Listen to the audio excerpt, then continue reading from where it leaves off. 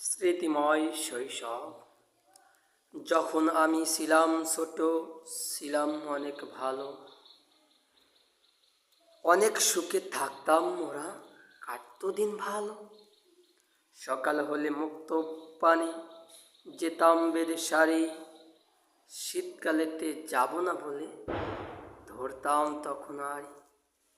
School পানে যেতাম মোরা, সময় হওয়ার আগে, সামনের টুলে বসবো তাই এমন চিন্তা জাগে।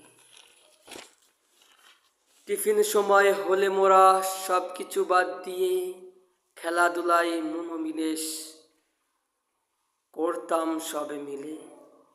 আমরা খেলতাম দৌড়লম্প কিংবা মুরুক যোদ্ধ, মেয়েরা সব সারি বেঁধে সেই খেলা সব দেখতো। তারাও আবার খেলতো কেউ গোল